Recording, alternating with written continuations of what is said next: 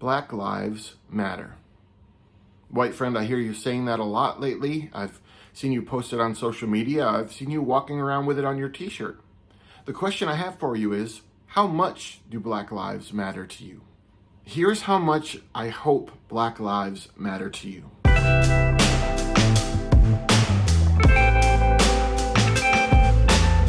I hope Black lives matter enough for you to piss off your white friends. Enough for you to interrupt your uncle's next racist diatribe. Enough for you to get blocked by your high school classmate.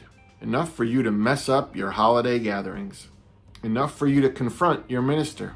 Enough for you to turn over some tables in your white church. Enough for you to risk losing some people you love. Enough for you to brave the eye rolls of your coworkers. Enough for you not to get invited to this year's neighborhood Christmas party. Enough for you to step into the minefield of family conversations that you used to avoid. Enough for you to risk being seen as the angry one by your extended family.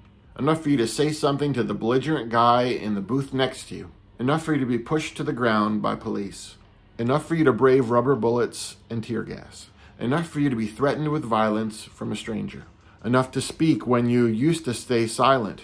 Enough for you to stay long after these protests have died down. Enough for your advocacy to outlast the news cycle. Enough for you to read books that make you really uncomfortable. Enough for you to confront your own assumptions. Enough for you to name your own prejudices. Enough to become aware of your own privilege. Enough for you to vote differently than you've ever voted before. Enough for you to get off the fence of ambiguity and into the fray of clarity. Because if Black lives don't matter that much to you, then Black lives don't matter that much to you. They were just a temporary emotional intoxicant that you injected into your system for a few days so you could feel some low-cost moral superiority and cheap compassion. If Black lives don't merit your sustained attention and your relentless advocacy and a sacrificial solidarity that causes you pain or relationships or opportunity, then you might not be that invested yet.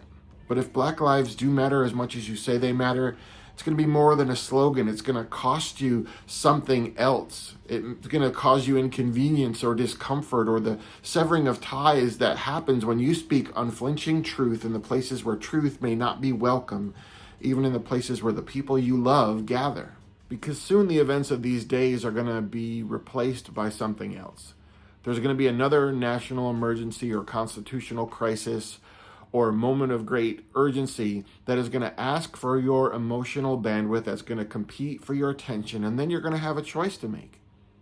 Because everything you've seen over these days, everything that has caused you heartache, everything that has boiled your blood, everything that has stirred your emotions will still be present. The prejudice and the bigotry and the systemic racism and the profiling and the police brutality, those things are going to still be here and they're going to flourish unless you stay present. After you've posted a black square on social media and shared a meme and bought a t-shirt or attended an event, the question is, how much do Black lives really matter to you? I'm going to suggest that Black lives should matter enough that standing in solidarity with them costs you something.